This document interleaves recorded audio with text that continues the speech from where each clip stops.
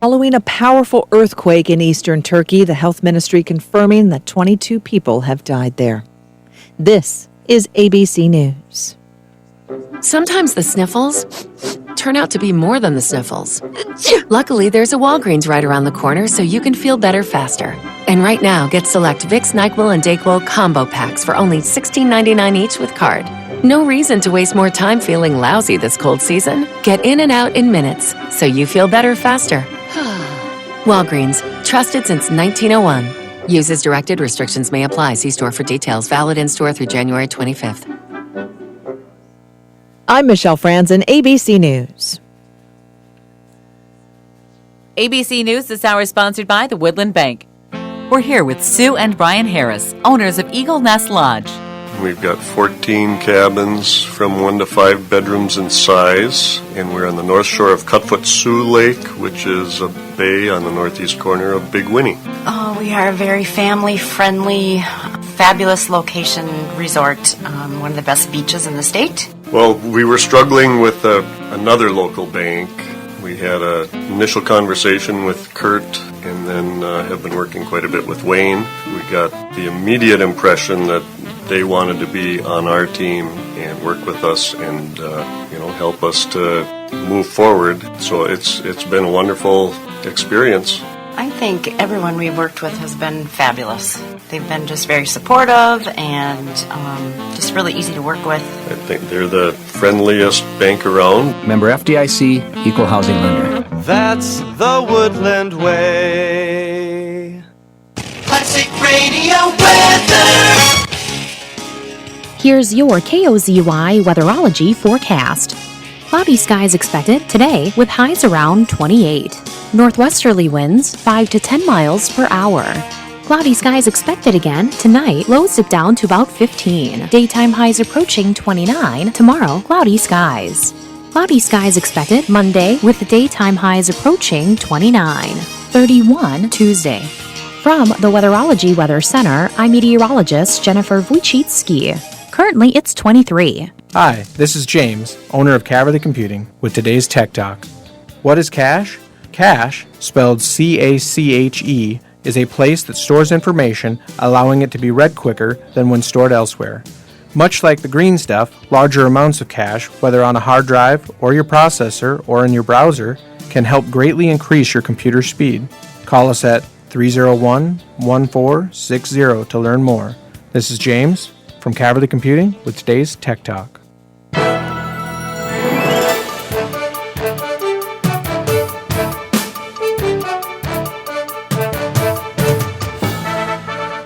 It's time for the Sports Issue on 1320 and 93.1 KOZY. Out to center, has Murphy going with him, shot, goal! Wade Browse makes it 4-2! And tipped away and taken away by Hansen. McKinney on the far side, inside the drive, the bucket for Hansen! The Sports Issue is brought to you by Grand Itasca Clinic and Hospital, Jimmy John's, Anderson Glass, and Northern Star Cenex A&W of Deer River. The Sports Issue is also brought to you by Dondelinger Ford, McDonald's, Woodland Bank, and Super One Foods. Corner to Fothergill, the three, no! Rebound, nice hustle by Elias! Lays it home and we're tied! Murphy to Holcomb, centering pass, puck in front, shot, rebound, they score! Grand Rapids 3-1!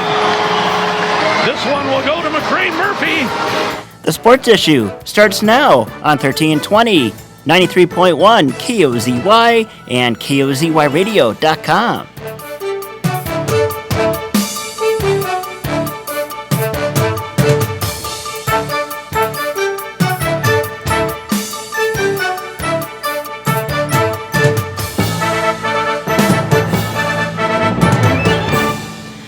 On our final Saturday of January 2020, it is the Sports Issue on 1320 and 93.1 KOZY.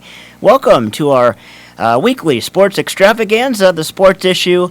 I'm Jojo Liotti, along with Sheldon Willis. Good morning. Good morning. It's an extravaganza now, is it? Absolutely. Okay. I want to set the bar high for a great show. I usually like to do that at the end. I don't want to disappoint anybody, you know. I understand. This time last week, you were dragging me to the show here through the snow. I didn't think I could get out of my driveway, so this week, a little different story. Temperature's nice, and very little snowfall in the last couple days. A good inch or so, a day or so ago, but a lot of clouds in the forecast, I'm noticing, and very above average temperatures, and snow melting just a little bit, some icicles falling, and happy late January, Yeah, everybody. no iguanas falling around here, though. No. Yeah, that's quite the wacky story there in Florida. I did see one of my friends down in Florida mark themselves safe from iguanas. Oh, great. I was happy about that. Now, are those, named as the hurricanes and stuff are? I don't think so. Iguana Storm Igor or something? That would be a good name for it, though. Well, hey, before we get into scores and tell you about our guest today, I want to start today by mentioning Fill the Rink last night at the IRA Civic Center in Grand Rapids in memory of Marshall Bader, the 9-year-old squirt hockey player for Grand Rapids who died in a farming accident last weekend. The rink was filled last night for the Grand Rapids squirt game, standing room only at the IRA. And just an incredible scene. Tributes were paid to Marshall and his family. Speeches made, money raised, thousands of dollars raised already to help out the Bader family. And boy, this hockey community is quite strong. No question about it. There is that memorial fund. You can contact Deerwood Bank. That's where that fund is located. There's also a GoFundMe campaign going on if you still wish to donate. So I think my plan is today for the Grand Rapids hockey game, we'll have the Chido chat, and then instead of interviewing the Hill Murray coach, I believe I will interview Andy Shermone, who is the squirt coach, for our second interview during the pregame, and just talk a little bit about the outpouring of support and working through the terrible tragedy and remembering Marshall. And as one news report pointed out last night, the KARE 11 report pointed out that this is the first time that a lot of these 9-10-year-olds have dealt with grief in their life. And just, terrible that it had to be this. And also, just what an experience for these kids with just looking around and seeing the rafters full at the IRA for their game. You could kind of see their eyes wandering as they were lined up for the anthem, just looking around at this site at the arena. Yeah, and I'm sure, and Andy and I talked about that, what you just said.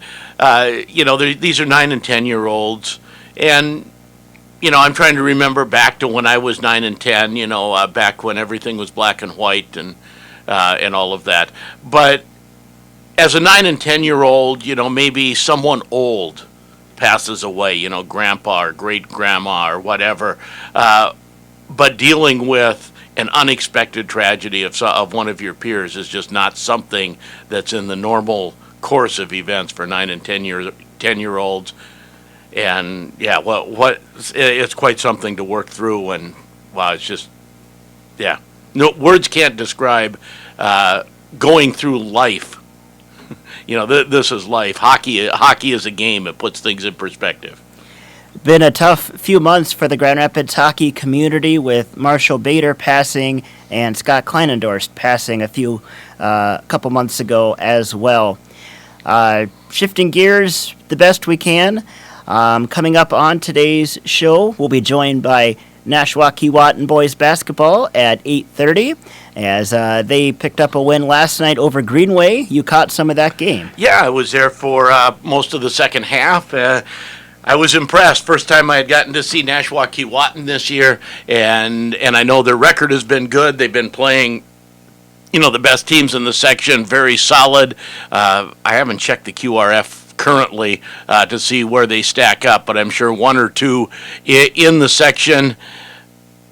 And Kyle Georgia probably throw something at me if he's coming through the door now, but I fully expect to be calling a Nashwauk-Keewatin versus somebody section championship game. Whether you win and go to state, I don't know, but that's certainly a section championship caliber team out there.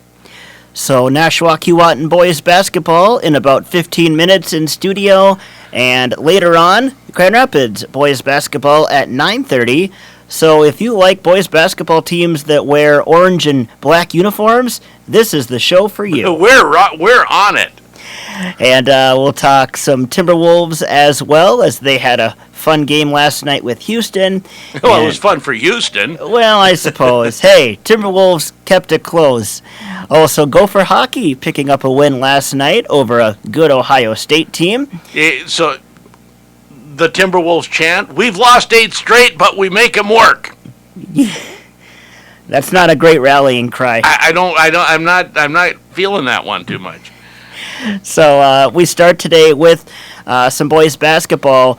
It was a doozy of a game last night in Deer River. Boys basketball as Deer River hosted Northland. And as David Moody will tell you, the first half was one thing, the second half was a completely different thing. So let's get the wild recap here from David.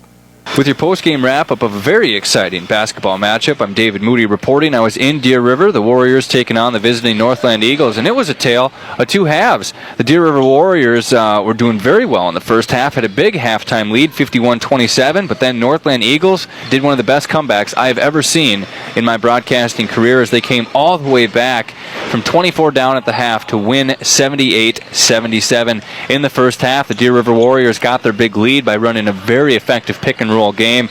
They were setting screens with Quentin White. He was getting the players open. Sam Ryer was cutting the basket, making shots, and really the high-octane offense for the Warriors in the first half came from Mikhail Wakanabo. Pass to Wakanabo, gets space with a pick. Ryer set the pick after the pass. Wakanabo from deep finds the bottom of the net again. 21 first-half points. He was just an animal in the first half, and again they took the lead at 51-27, but then the second half, complete switch, the momentum, the pendulum completely shifted to the Eagles. They did a lot better job getting through the pick game. We heard in the post-game interview that they made the adjustments rather than staying so tight with their man defense. They started sagging off a little bit so they could do a better job getting through the screens. They also shut down Wakanabo in the second half. He had 21 first-half points for the Warriors, only 6 in the second half, and the Eagles just clamped down defensively, got a lot of turnovers, and the buckets just started to fall, a lot of which came from freshman guard Nolan Carlson. 6 unanswered points to start off the second half for the Eagles, and he would be a big catalyst of why the Eagles won 78-77. He finished with 21 points in the game. Other players scoring points: Carson Johnson had 15 for the Eagles, 13 for Cam Wake, 11 for Harris Carlson, 12 from Alec Wake, so a well-balanced attack as they came all the way back to win 78-77. Eagles have the ball, trying to tie this thing or take the lead. Far corner for 3, it's in! Made by Johnson, 1-point lead, 10 seconds on the clock. Other players scoring a lot of points for the Deer River Warriors included Sam Ryer with 10, Quentin White with 10, Mason Olson with 11, and Blake Fox with 11. So tough loss for the Deer River Warriors. The Northland Eagles again win 78-77. That's your post-game wrap-up. David Moody reporting.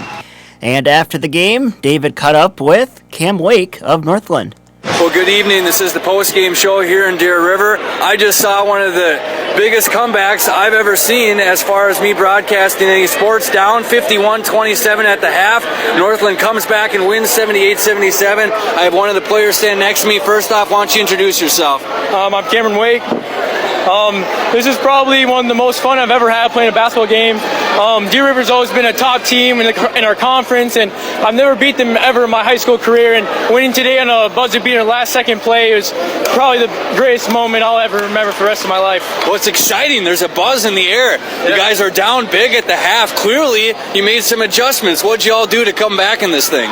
We just went in at halftime. Our coach said we had to slow it down and just play our game, and we just knew that our shots would start falling, and that's what happened. And we just played good basketball, played really good defense, confidence, and we came out with the W at the end. Now, it seemed like, especially in that first half, the pit game for Deer River was causing you guys some trouble, getting their big Quentin White out there. How were you guys able to get through that? Seemed like you got a lot better getting by it in the second half. We just decided to make an adjustment defensively, try to sag off as much as possible, making them beat us from the outside and hedge the screen as much as possible. We got a bunch of really good key rebounds at the end of the game, and we just played an all-around really, really good game. Now take us that final possession, 1.5 seconds left. You guys are up by 1. You forced 2 really tough inbound plays. First, it was going to be a 5-second violation. They bounced it off your guys' leg, but then you just clamped down. There was no room for any pass. Yeah, it was definitely one of the best defensive plays ever.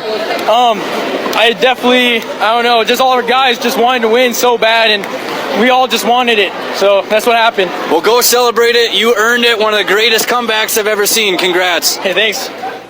A very jubilant Cam Wake with David Moody after Northland's big comeback win over Deer River last night. The scores basically flipped from one half to another, very close to that. 51-27 at the half, Deer River, and then the 78-77 win for Northland. You go to a basketball game or any sports event, you just never know what you might see. Well, and that's why that is why we keep going to games. It's not scripted, and just the joy, the exuberation that exuded from Mr. Wake after that game. That is the fun part of sports. He wasn't. Well, this was a big game. He was. This is the most incredible thing that's ever happened to me in a basketball court. That was great stuff. I've never beaten these guys. This is great.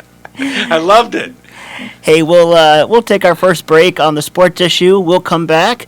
Some more area scores from area boys basketball, girls basketball, hockey, and more. KOZY.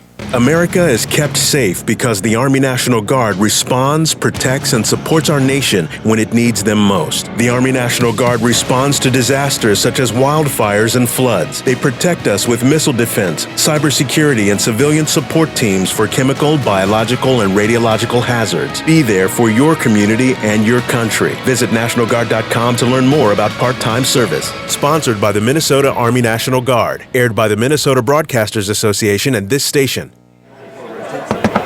Boss, there's a photographer out here who wants to do a piece on Jimmy John's for her magazine. What kind of piece? Well, she heard about a clothing optional delivery policy and, Did you tell her the naked driver incident was a momentary misunderstanding? Yes, sir, but... Did you tell her it's our meats that are going all natural, not our drivers? Yes, sir, that's not... Did you tell her Jimmy John's is committed to serving sandwiches with only the finest all-natural ham, roast beef, salami, bacon, and real fresh turkey breast? Yes, sir, I did, sir. So she wants to photograph our sandwiches? No, sir. Actually, she wants to do a calendar. A what? A calendar. You know, the Men of Jimmy John's. Dibs on January. If you're looking for a one-stop shopping destination while traveling through Deer River, or if you're a long-term area member, the Northern Star Cenex Travel Center is here to serve you. They offer 24-hour fueling of high-quality, top-tier Cenex gasoline in 3 grades: unleaded, super unleaded, and non-oxygenated premium. On the diesel island, they offer highly rated Cenex Roadmaster Premium Diesel for on-road users and dyed diesel fuel for off-road jobs, plus propane for your grilling and RV needs. All at Northern Star Cenex in Deer River. We're back! Hey, Max and Rod here with Dollar Ford, and here's the deal. You know we have the cheapest tires in town, but it doesn't stop there. We have a whole team focused on tires. Rod, what are those guys doing back there? It's simple, Max. We perform alignments, we check tire pressures, we even rotate them free for life. You heard it right. Not only do we have the cheapest tires in town, but we'll also maximize the life of those tires down at Quick Lane at Dollar Ford in Rapids. When you think of Super One Foods, what comes to mind? Hi, this is Nate, manager of Super One South, where we are proud of many things that our store has to offer. Our produce department has the freshest product around, including local and organic items. Our extensive full-service meat department literally has something for everyone, like fresh fish, full-service butcher department, and top-of-the-line daily fresh-cut meats. Have you shopped our floral department? We have plants, beautiful floral bouquets, cards, decorations, and balloons. Super One Foods, proud to be a part of your community. Radio weather. Welcome back to the sports issue on KOZY. Checking on our forecast. Cloudy skies out there today. We'll have a high near 28. Tonight, some patchy fog late and a low near 16. Tomorrow, fog early on, Otherwise, mostly cloudy and a high near 28. Monday, Tuesday, cloudy, temperatures in the mid to upper 20s. Right now, 23 and cloudy. Our time is 8:24. You know, Sheldon, I was listening to that Jimmy John's ad about the men of Jimmy John's, and I thought, hey, what a great marketing opportunity for KOZY. We could have a Men of KOZY calendar. What do you think? I'm not on board with that. Oh, okay. Dibs on pass. Well, how about this? You can have December, so maybe people will give up on the calendar by like June, July, so they won't get to December. No. All right. Well, hey, we'll keep brainstorming marketing ideas. By the way, I was just looking at the top plays of the week from Fox 21, and Grand Rapids Wyatt Miskovich nailing the number one play of the week. Nicely done, Wyatt. Digging out the puck and absolutely setting up Braden Holcomb for a tap-in goal. All right. I like it. Do you want to run down some other boys' basketball scores? I will do that as long as I don't have to run fast. And no, you can stroll. Okay.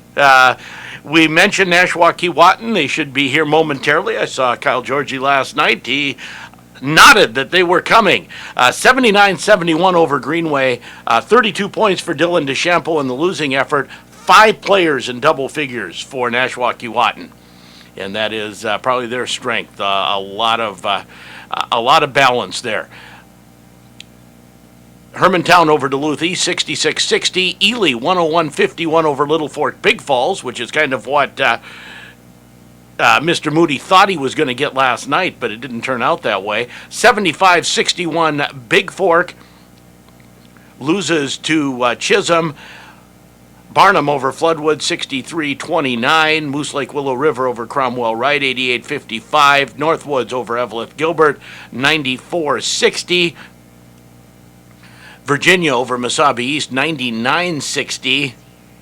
And I know Cherry played last night. Is that game listed? Nope, no score listed for the Cherry game. I was kind of interested to see that Cherry Duluth Marshall result, but nothing out there yet.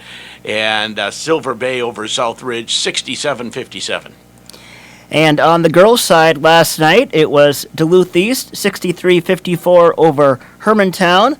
Moose Lake Willow River, 65-53, defeating East Central. We also had Brainerd, 61-59, defeating Sartell St. Stephen. Hill City Northland picks up a win, 47-38 over Northeast Range. Hibbing, 46-38 over Chisago Lakes. It was Ely, 52-36 over Denfeld. Southridge, 68-19, defeating Silver Bay. Cook County, 72-31 over Renshaw. And finally, Cass Lake Bena, 84-56 over Kellier Northholm. And there's a look at some girls basketball from last night. Boys hockey, any scores jump out at you? Nothing that maybe was a big surprise last night. I guess Duluth-Denfeld over Thief River Falls 4-2. Denfeld's putting in a strong season, I believe. By most reports, they're into the top 10 in single A, 7 single A hockey now. So nicely done there. Warroad over Hibbing, Chisholm 6-0, and Cloquet over Bemidji 7-2. St. Michael Albertville over Roseau 4-1, so that may scramble 8AA a little more yet. Moorhead, I think, fairly easily the top seed in 8AA as that rolls around. My biggest surprise for the week was Forest Lake over Duluth East 4-1. Yes, same here. That was on Tuesday, I believe. Actually, when I saw the score, I looked it up on multiple sites to make sure someone hadn't made a mistake. I was that surprised. It shocked me. Same here. And it probably shocked Duluth East, too. It did. And you know, it's not like it's a 3-2 overtime. If it would have been a 3-2 overtime loss for Duluth East, I get that. They don't have a lot of scoring punch. But 4-1 is a bit of a beatdown. Granted, Duluth East did outshoot them in the game, I think 38-22. But if Forest Lake beats Cloquet a little bit later in the season yet, they will likely be the 3 seed in 7AA. Agreed. And setting up a quarter-final matchup between Cloquet and Duluth East. Boy, when's the last time that happened, huh? Well, of course, Grand Rapids had a quarterfinal matchup with Duluth East 2 years ago, so it can happen, but, that was a year that Grand Rapids was down, and they were down in, maybe that 7th spot, and it was a 2-7 matchup in the quarters, or something close to that. But to have it be a 4-5 matchup, and if Cloquet beats Duluth East again, that very likely will be, get this, Duluth East on the road for the first in a quarterfinal matchup. The last time that happened, you're going to have to dig into the archives a long ways. Yes, you are, no question. Now, that's not a done deal. No. Obviously not. And but wow, the Grand Rapids looking very good for that number 2 seed right now. And I'm going back just a little ways here, but I heard about a boys' hockey score, and I had to double-check the box score to make sure the report was accurate. This is actually from January 10th. Ely with a 10-1 win over the WSFLG Blizzard. The game was played in Siren, Wisconsin. Luke Olson scored 8 goals. I saw that. I saw Tom Coombe, the AD from Ely, posting that, and he's 1 or 2 goals away from a Minnesota State record in that, right? Yes, and last I looked, he had 23 goals on the season. He scored almost half of them in that one game. And let's just put it kindly, Ely is not a hockey power. True. I'm just going to say that Wisconsin high school hockey may not be quite at the level of Minnesota high school hockey. Just saying. And by the way, Olsen added an assist, so 9 points. 9 points in the game. out of 10 Ely goals. Nicely done, young man. Yes. So, anywho, we'll take a break. We'll have more on area scores and look ahead to a Grand Rapids hockey game coming up later in the show. We should be joined next by Nashwaukee. I see them at the door. They're coming in. Excellent. NK Basketball next on KOZY. Minnesota News Network, I'm Brent Palm. State health officials say they've alerted medical providers and identified 2 possible coronavirus cases in Minnesota. Now, they say the risk is mainly among young people who have recently traveled to China. Health Commissioner Jan Malcolm was asked, are state officials overreacting? We want to take full precautions about this novel coronavirus because we don't know everything about it, and when we completely understand that when something's never been seen before, the public's concern about it is elevated. If you've recently traveled to China and feel sick, contact your health provider. Well, nearly 10,000 Minnesotans have been cited for violating the hands-free law since it went into effect last August. None of us sets out with the intention of causing a crash, but we work with a lot of folks, including offenders out there, and nobody wants to be that one. Mike Hansen with the Department of Public Safety says drivers need to ask themselves if their interaction with their phone is so important. This is MNN. I wasn't prepared to be a caregiver to Mom. I had no idea how hard it would be and what I would need to know. Things I never thought of, like how to improve her mood and ways for me to stay positive. Luckily, I found the Caregiving Resource Center from AARP. It had articles about the basics, but also information about the hurdles I was facing. Caregiving Resource Center at aarp.org/caregiving. Articles, tips, and tools to help you both care for your loved one and care for yourself. Brought to you by AARP and the Ad Council. Are you thinking about buying medicine online? A search for online pharmacies yields more than 20 million results. But which ones can you trust? Medicines bought from unlicensed online pharmacies can be dangerous. You may get a fake drug, your condition may get worse, or you may experience a bad reaction. Don't put your health at risk. To learn how to find an online pharmacy that's safe and legal, visit fda.gov/BeSafeRx. A message from the U.S. Food and Drug Administration. You don't want to work just any place, and you don't want to work just any time. Maybe it's breakfast, maybe it's lunch, maybe it's late nights, maybe it's weekends. Whatever it is, you want to be challenged and have fun. We think we can fit in. McDonald's can help give you the tools to learn, grow, and be what you want to be. They're hiring crew and maintenance positions in Grand Rapids, Hibbing, and Chisholm. McDonald's, your next best job is waiting. Ba-da-dun-dun-dun. I'm loving it. We're back! Hey, Max and Rod here with Dollar Ford, and here's the deal. You know we have the cheapest tires in town, but it doesn't stop there. We have a whole team focused on tires. Rod, what are those guys doing back there? It's simple, Max. We perform alignments, we check tire pressures, we even rotate them free for life. You heard it right. Not only do we have the cheapest tires in town, but we'll also maximize the life of those tires down at Quick Lane at Dollar Ford in Rapids. If your windows stick, slip, squeak, or leak, replace them with Anderson windows. With low E-glass, low maintenance exteriors, and rich wood interiors, standard and custom sizes, they can turn simple window replacement into serious home improvement. Stop and see Derek, your Anderson window specialist at Anderson Glass, Grand Rapids. Hi, this is Ben Gook, physical therapist and certified athletic trainer at Grand Itasca. Our sports medicine team is committed to providing care to our local student athletes. We provide baseline concussion testing at many local schools and help to develop a safe return to play should an athlete have an injury or concussion. The Grand Itasca Sports Medicine Team is your first call for sports injury care. We'll get you back to the game as soon and as safely as possible. Grand Itasca, part of Fairview Health Services.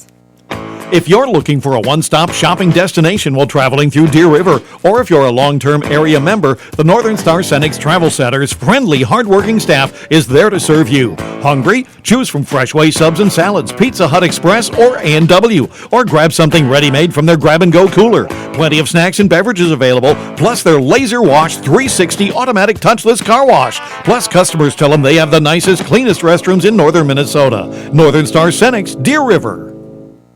Classic Radio weather. Here's your KOZY weatherology forecast. Cloudy skies expected today with highs around 28. Northwesterly winds 5 to 10 miles per hour. Cloudy skies expected again tonight, lows dip down to about 15. Daytime highs approaching 29. Tomorrow, cloudy skies. Cloudy skies expected Monday with daytime highs approaching 29. 31 Tuesday. From the Weatherology Weather Center, I'm meteorologist Jennifer Wojcicki. Currently, it's 23.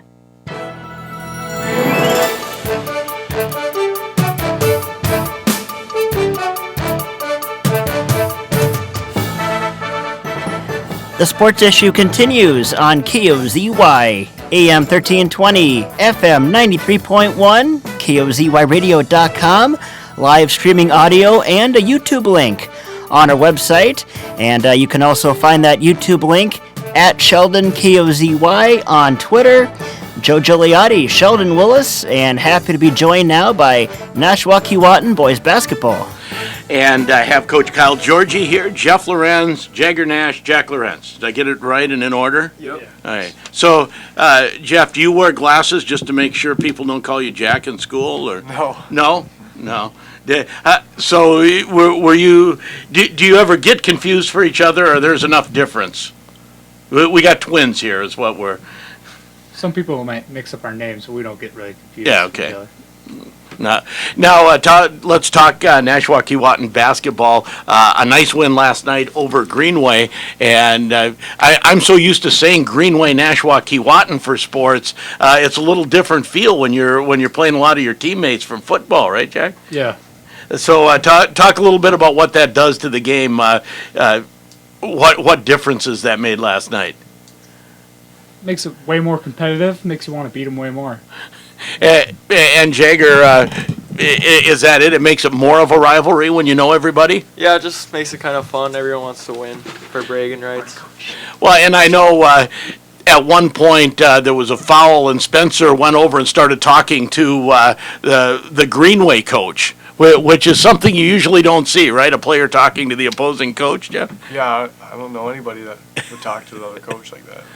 But Kyle, it's just the dynamic of the thing, because James was one of the cross country coaches a couple years ago. Spencer knows him real well. Right, right. Yeah, they're pretty close. So I think that might be kind of somewhat common between the two teams. I know a number of the players on the Greenway team, and I think for him, vice versa. So those relationships are a little different than they are with a lot of opposing teams we play.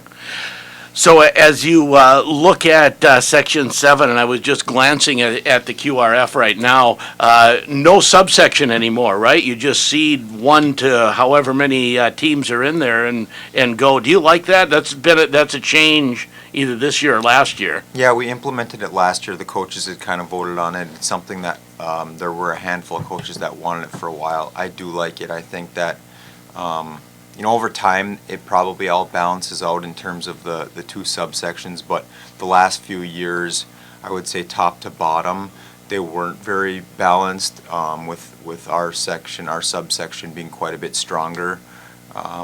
So I like it this way. I think it's fair. A lot of us play teams in the opposite subsection anyways, so I think the rankings come out, fairly at the end. And I think it sets up the best draw for a good tournament. Well, and I know a coach told me, I'm not sure if it was in basketball, but another section that has gone to this has said, unless you're going to hand out a subsection trophy, why do it? Yeah, and there still are some sections that do that. I think Section 5 does that. So then it means something. So yeah, then go ahead. I think if you're going to do it that way, that's great. That's the way they used to do it back in the back in districts. Yeah, right, when they had districts. If you're not going to hand out those, then just seed it 1 through whatever you have, however many teams you have. So, Jeff, balanced scoring last night, we were talking about that before we went on the air. 5 different players in double figures. Is that the type of basketball that you like to play, where there's a lot of people involved? Yeah, always. When we do that, we usually win. It makes it a lot easier. If one guy's scoring like Jager, he carried us a couple of games. If he's doing that every game, we can't be having that. Okay, so Jager, don't be a ball hog. I'm kidding. Because, and I know you were driving, when I was there in the second half, you were getting to the hoop, getting all the way in. But do you think about distributing the ball as well when the ball's in your hand? Yeah, always. You got to play team ball to win. Can't just be one guy scoring all the points. And Jack, you're one of the forces inside. This is a team with speed, some depth at guard, but then some size up front with you and your brother. Did you expect this kind of success as you came into the season when you started practice last fall? I didn't really expect the success. I didn't know it was going to happen, but we planned on it. I don't really know what I'm trying to say, but yeah, no, it's something that we worked for, and we tried to get better than last year. We expected to be better than last year.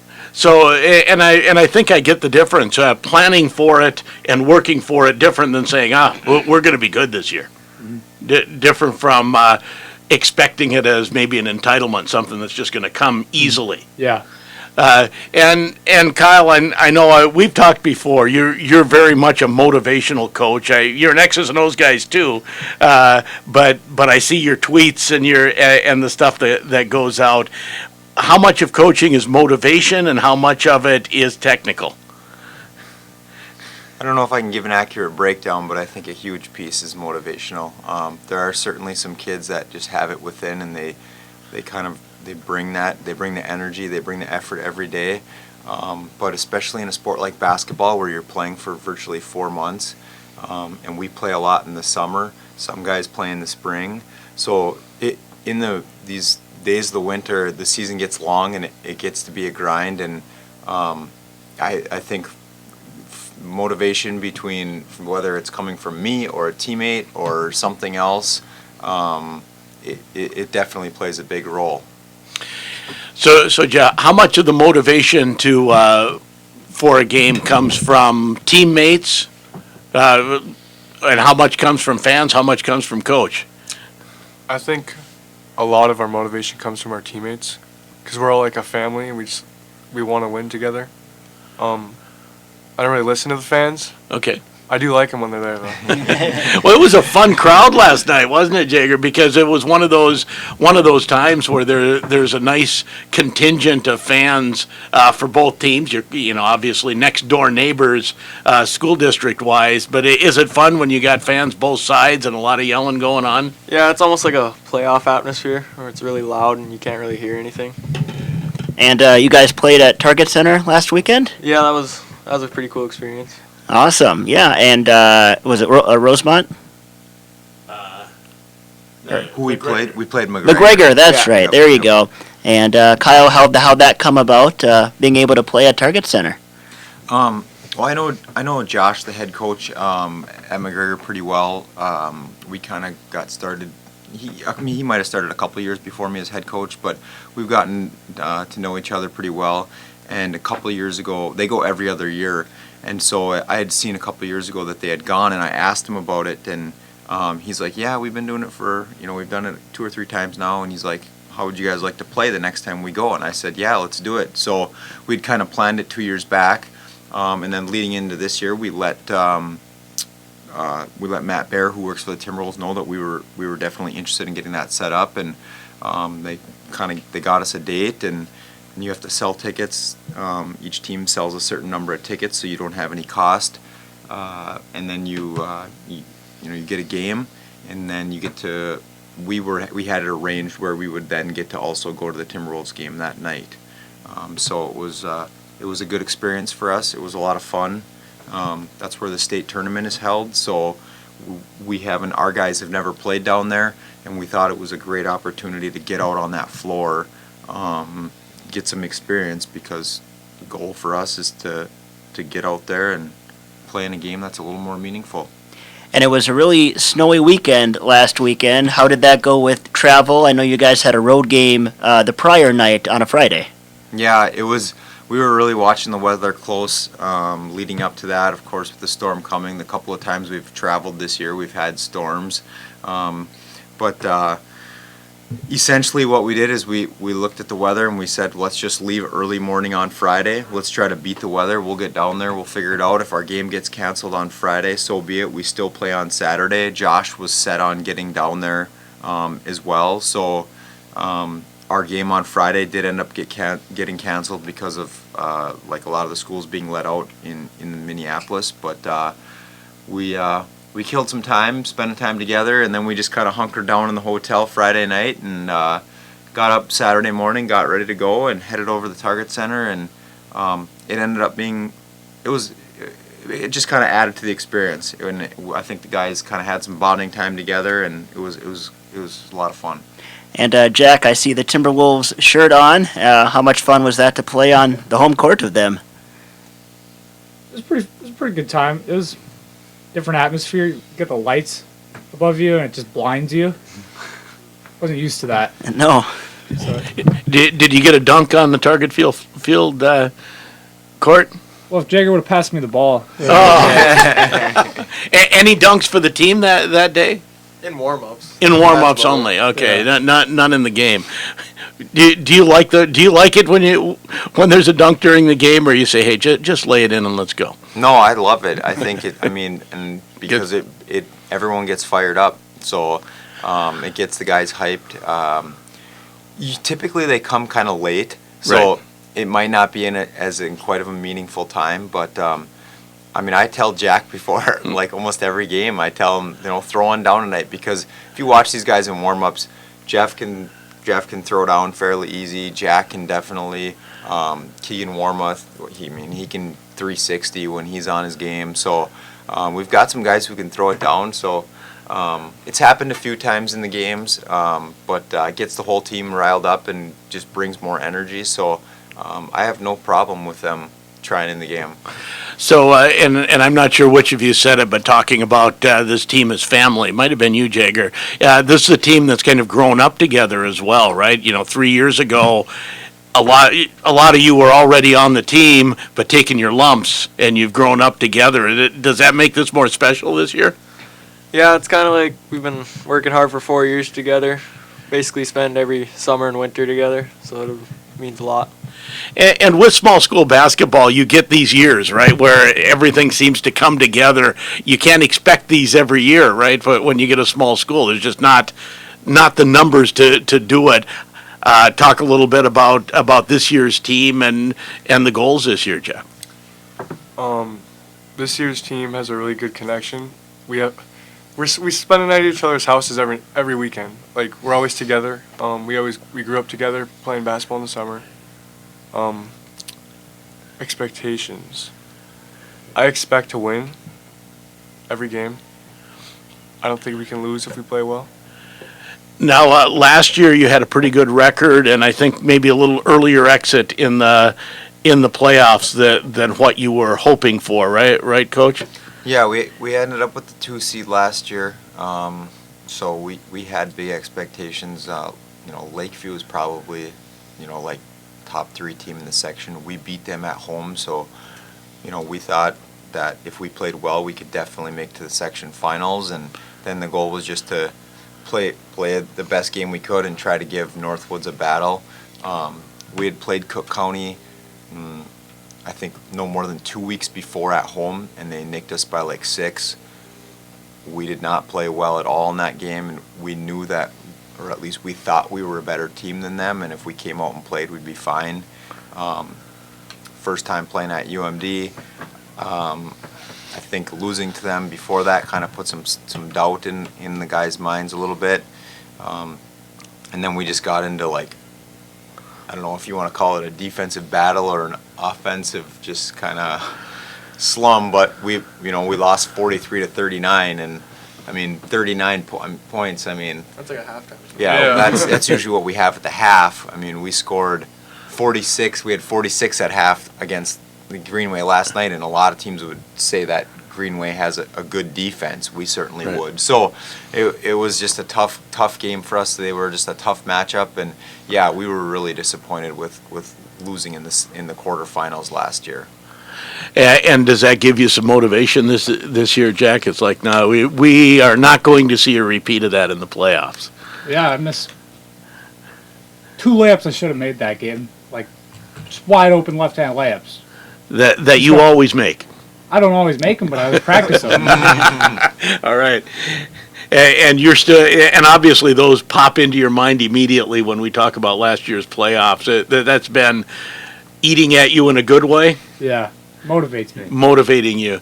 Now, and last night I know we talked about it, Jager. You were getting to the hole all night long. Yeah, and there weren't a lot of outside shots going, but you could get to the hole. Do you struggle more against quick teams that can keep you from penetrating, or who is it that gets to hit the outside shots when needed? Well, for the outside shots, all 4 of our guards can hit them. One guy will be more hot than the other, and Jack sometimes. Jack sometimes hits them, and then against quicker teams, I eventually still find a way to get to it. I either just dump it to Jack or kick it out to a shooter.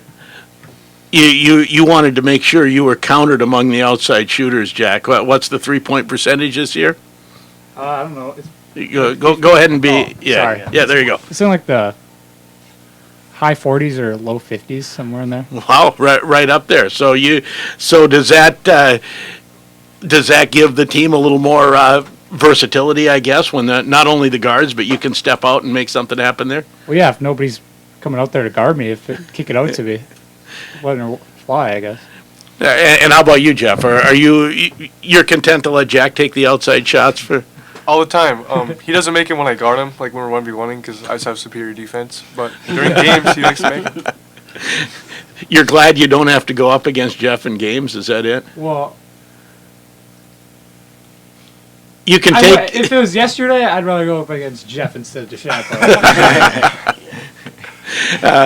And do you get motivated as well to play someone like a Dylan DeChambeau, who's one of the better players in northern Minnesota?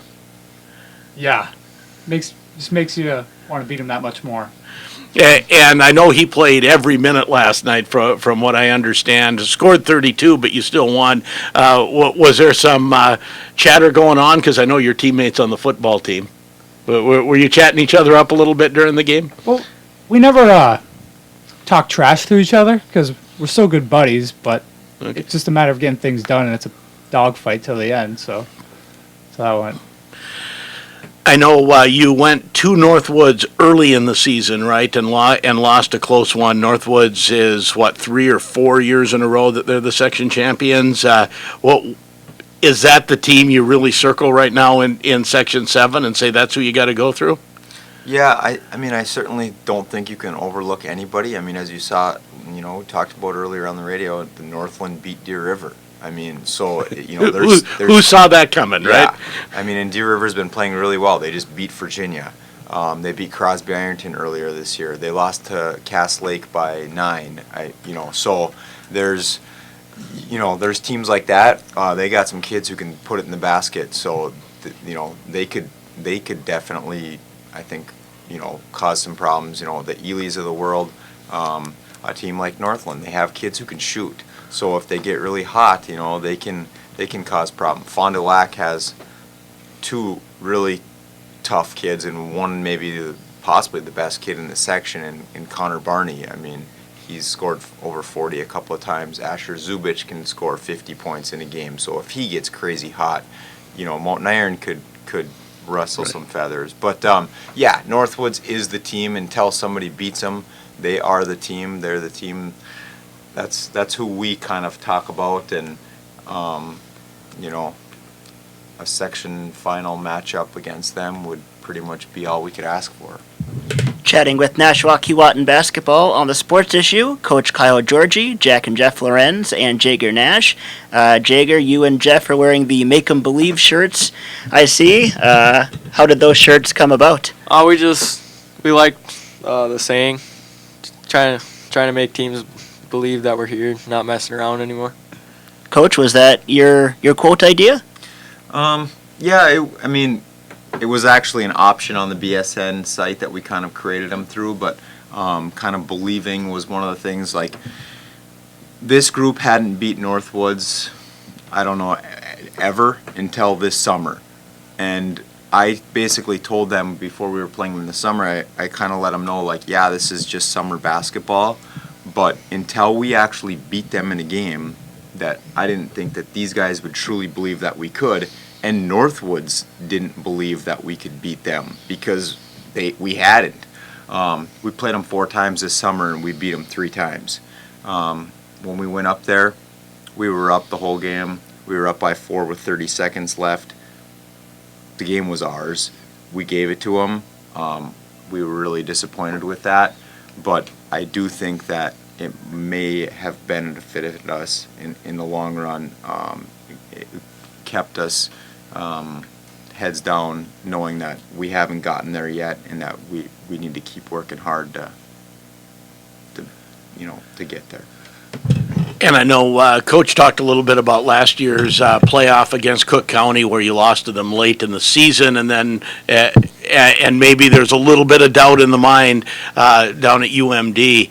Any doubt in the mind against Northwoods, being you did lose to them during the season, or is the belief there we're right there? There's no doubt whatsoever in my mind that we can compete with them and come up with a win. We've done it 3 times this summer, and I'm looking forward to playing them again. What was the challenge of playing on the UMD floor? I know it's a college size floor, which is a little bit longer. You got the long, a lot more room underneath the baskets as far as perspective for shooting. What was it that made it tough there? It's just kind of a little bit bigger than high school gym, what we're used to. So, like, shooting is a little bit tough. And then, like, your depth perception is kind of thrown off. Do you find you have to take a little quicker break as far as, you're, especially for a post player, you're running basket to basket, running those couple extra feet each way. Do you get tired more quickly on the UMD floor? No. No? If I think it's going to be harder, then it's going to be harder. Like, there's no excuses to that game. Yep. It's not the court is an excuse. Absolutely not, because both teams were playing on it. I get that. Yeah. I'm just saying, kind of what things do you have to overcome to when you're playing there? What things do you think about, and what adjustments, if any, do you need to make? Well, with the court, that doesn't play a role in my head. Like, it's just who we're playing and how to beat them. Okay. Looking forward to it, and same type of thing back for the quarters, semis, and finals at UMD again this year. No, we're at the Hibbing Memorial Building this year all the way through. Okay. Which is right in my backyard, and it's a little closer to home for us, which that brings a whole new dynamic. We've played there a few different times, just like one game at a time. So these guys have been on that floor. Again, you're playing in a hockey arena, and the crowd is farther away. There's nothing behind the basket. It is a different environment, but I think for our fans that really helps because we'll definitely have more people at the games. And at the end of the day, both teams are playing on the same floor, so you can't ever use that as an excuse or a crutch. Like, you just have to go out there and play the game. Well, and at Hibbing Memorial, Jagger, you talk about the depth perception. It's even worse at Hibbing than it is at UMD, right? Yeah, it's kind of like the same thing as the Target Center. It's like everything's so far behind the hoop that you have to really get dialed in and warm-ups, focus up. So Jeff, I've heard people talk about the floor they put down at Hibbing Memorial. Does it bounce? Does it have any dead spots? Or It does. And does it affect the game at all? I don't think it has much of an effect on the game. Okay. No. Because that floor is showing its age just a little bit, right, Kyle? Or yeah, I feel like they redid it a couple of years ago. Okay. Because they've been using it for a long time, and it did get kind of bad for a while. I think they kind of have done some resurfacing. The last couple times we've been on it, it doesn't seem too bad. I mean, again, at the end of the day, everybody's playing on the same floor. Right. I mean, I can't really, I don't think it gives an advantage to one team or another. You got to kind of ignore all those things. Try to forget about the depth and the different things, and I think that can just get in people's head. And if you kind of just ignore the environment, focus on what you need to do, then the better team will win at the end of the day. You've told us you're the 3-point sharpshooter on the team, Jack. So when you're warming up at Hibbing, what are you focusing on to try to get that feel for the basket in a different environment? Probably won't be shooting any threes, just inside. Got to get that down first before outside. Okay. Is it easier to shoot corner threes at an environment like that because the perspective is a little more normal? I've never shot a corner three I've never shot a three till this season. Okay. In a game. Or Okay. actually made one. So, Jagger, as you're warming up and taking some outside jumpers during warm-ups at a place like UMD or Hibbing, what are you concentrating on to try to get the feel? I'm just concentrating on getting my shot down. Once I start hitting shots, it's just kind of getting into a rhythm. Once I get into a rhythm, it's just easy. Are corner shots easier because there's not as much difference? Yeah. That's kind of my spot. So. And corner's your spot anyways. Yeah. Left corner for Jagger. If we looked at this shot chart for him, like over his career, he's probably hit 75% of his threes from the left corner. Now you just gave someone a tip. He's joking. That's all right. People have probably known about that for a long time. That's his money spot. If he's struggling, he'll go to that corner, he'll knock one down, and then he gets his confidence right back. Well, I know there's a nice winning streak that you're working on now. I think 6 in a row. And as you come down the home stretch, good luck. Hopefully we'll see you in the playoffs. So hoping to get some Nashwauk basketball on the air then. Yeah. Thanks for coming in, guys. Thanks. That's Spartan Boys Basketball on the Sports Issue. Jack and Jeff Lorenz, Jagger Nash, and Coach Kyle Georgie. We'll take a break. We have plenty more on the way. Area boys and girls hockey scores from last night. And Grand Rapids Boys Basketball in studio at 9:30. KOZY. It's time for the Car Care Tip of the Day, sponsored by Hibbing Chrysler Center.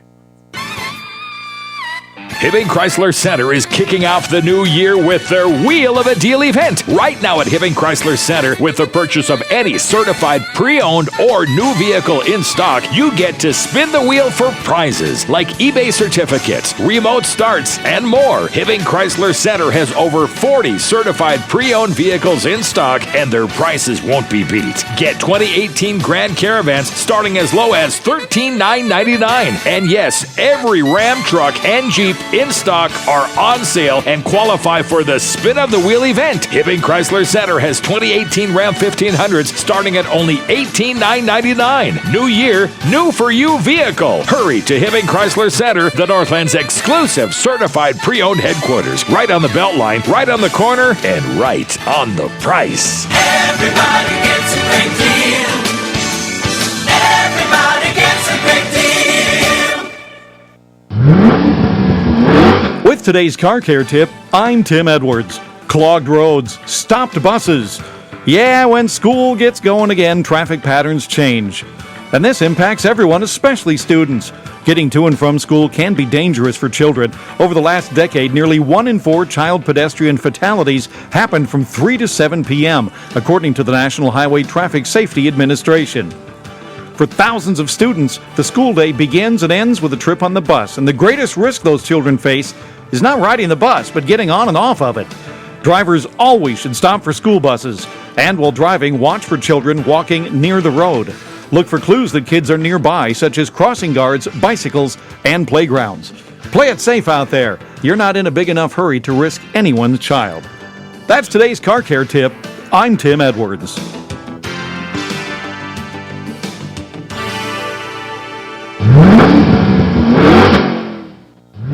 The Car Care Tip of the Day, sponsored by the Hibbing Chrysler Center.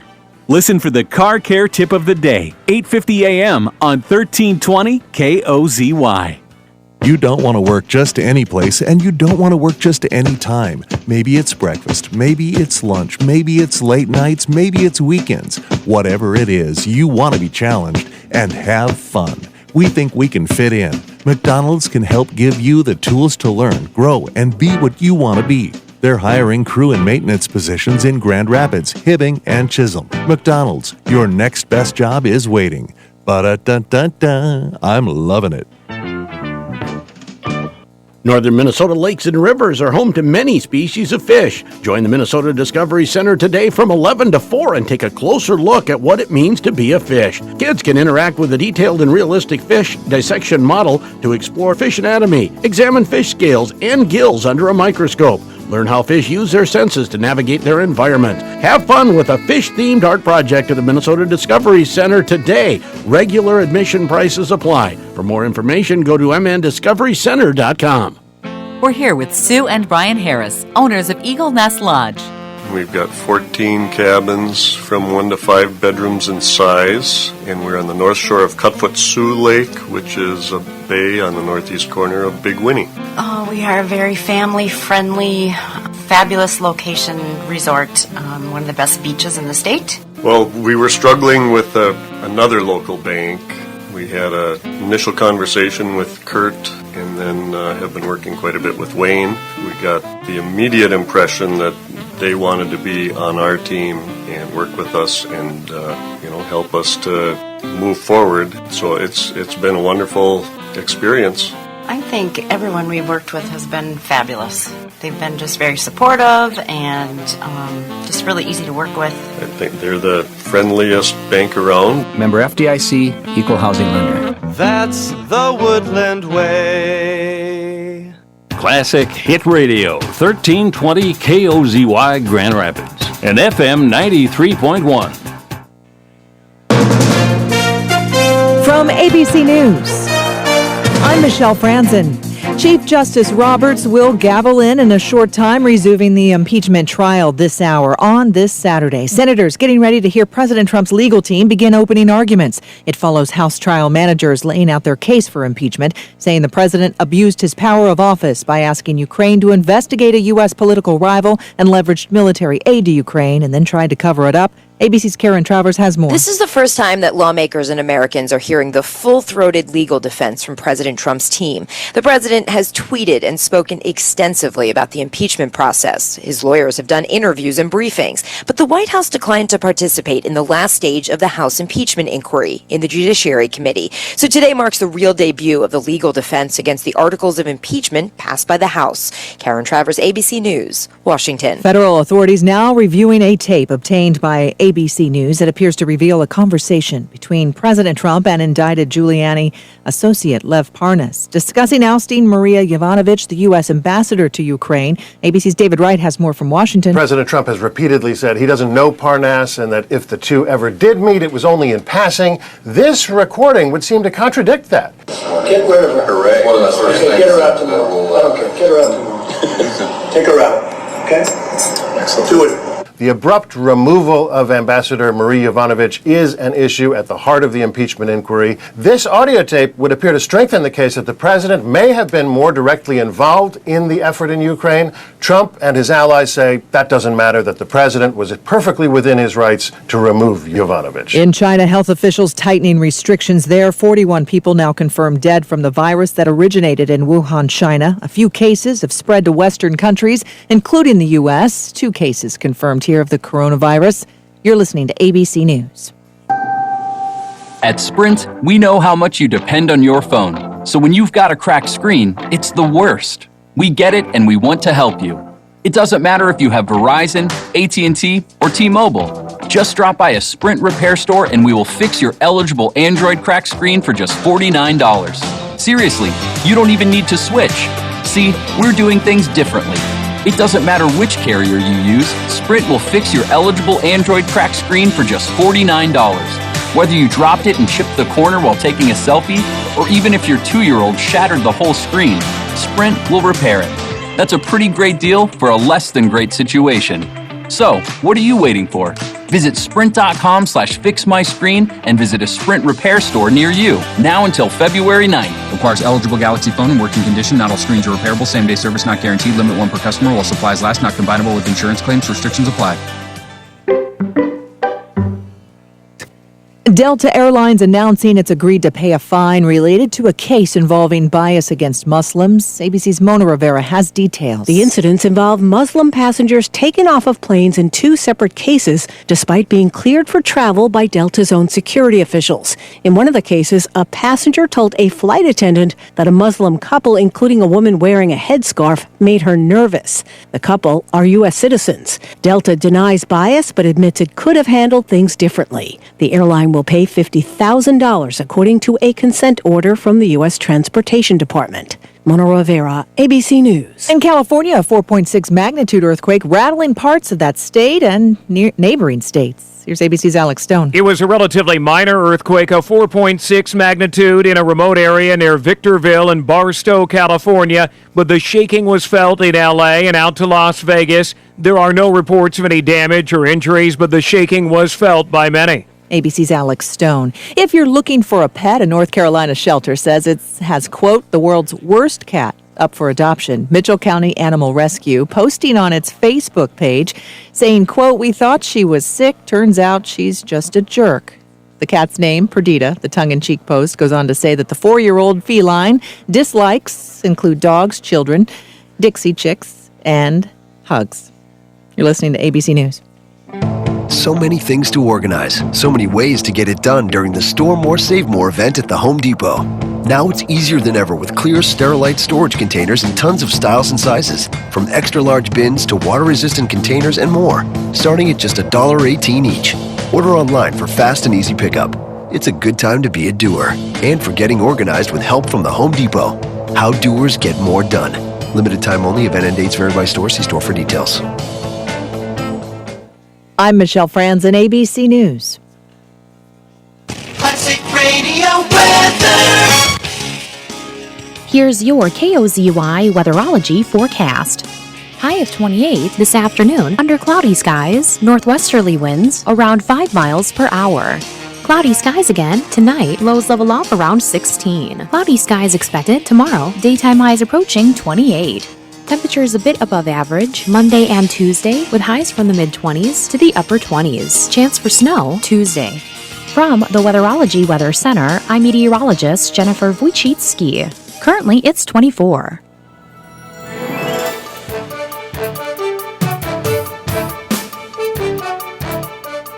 Second hour of the Sports Issue on KOZY, AM 1320, FM 93.1, KOZYradio.com, live streaming audio and a video link on YouTube, so you can see our smiling faces.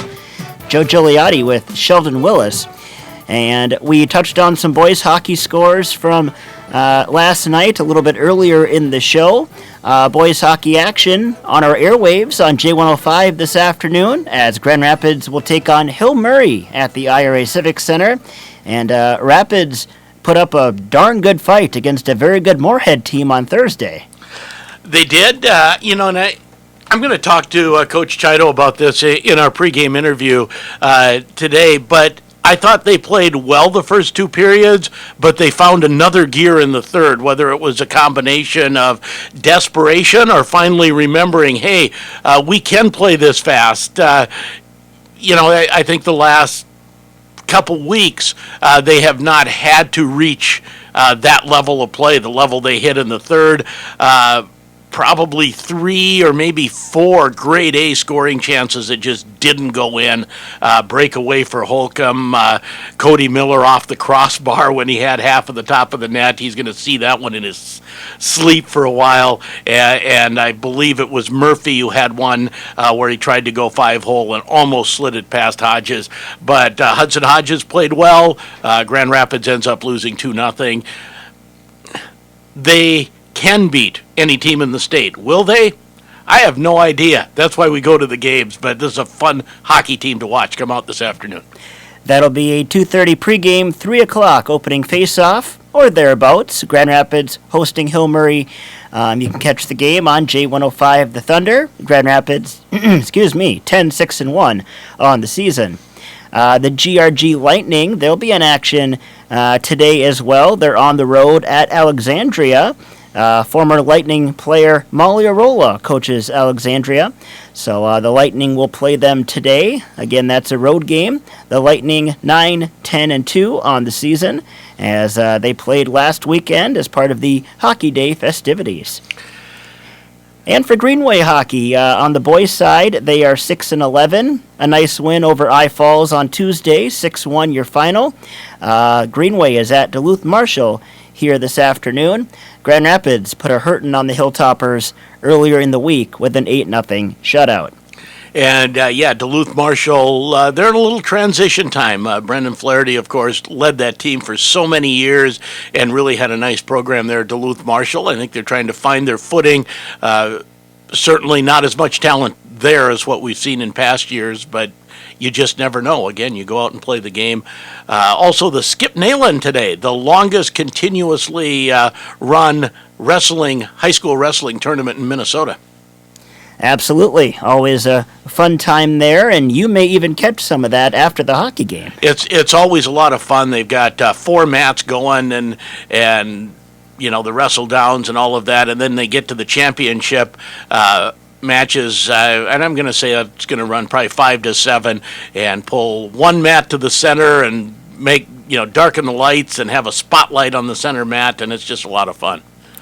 I wanted to check a few college basketball scores in the MIAC conference. We have some games going on today, actually. No games yesterday. St. John's against Carleton, Gustavus against McAllister, St. Mary's and St. Olaf. Concordia will take on Augsburg, and Bethel will take on Hamlin. In the NSIC from yesterday, we had Minnesota Duluth with a 77-70 win over Minnesota State University Moorhead. Alex Ilikanen with 14 points in the victory.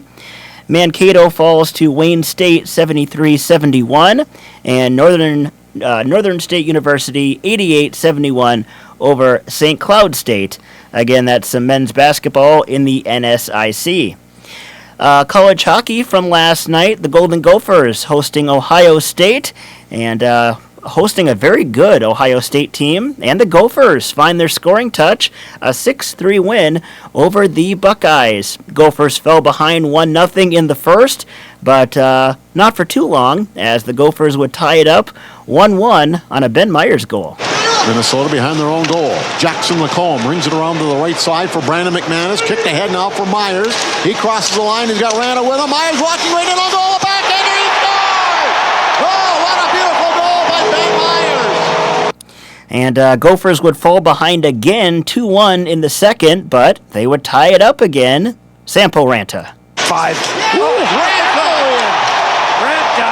About 6 inches from the goal line. Let that whip and hit the far side. It's a tie game. And then the Gophers take a lead of their own. Johnny Sorensen. You know, huge difference. Yep. Here's Walker walking right in. His shot on goal. The rebound and score! Johnny Sorensen makes it 3-2 Gophers. And there's that lead we were hoping for. 3-2 Gophers after 2. They would extend their lead to 2 on a goal from Jackson Nelson. And then later on, an empty netter from Brandon McManus. It was 5-2. Ohio State makes it 5-3 later in the third. And then Sampo Ranta seals things, his second of the game. Now Carson Meyer will push it ahead. Gustav Westland across the Minnesota line, swept off his stick. McManus taps it off the glass. Rana gets it. He's got a breakaway. An empty net. And another goal. 4 goals in the final about 5.5 minutes of that game. I know you were impressed with the flurry at the end. Well, and Ohio State pulled their goalie with almost 3.5 minutes left, something like that. I turned it off when it was 5-2 after the Gophers got their first empty net goal, and then saw the 6-3 final this morning and went, wow, 2 more goals after the first empty net goal. But a nice job. Nice job by the Gophers. Yeah, maybe they can start getting on a roll. They're still so young.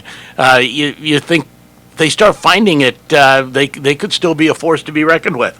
Gophers and Ohio State again tonight at 7:30 for your start time. Other men's scores from yesterday, we had a big matchup here. Minnesota Duluth hosting North Dakota, and the Bulldogs knock off the number 2 rated team in the country, North Dakota. A 7-4 win for UMD. Hunter Shepard, the win in net. Also, Omaha 6-4 over Colorado College. Northern Michigan and Alaska tie 4-4 in overtime. We also had St. Cloud State 6-2 loss to Western Michigan. So there's some men's hockey scores for you from last night. Also, Minnesota State 3-2 over Bemidji State.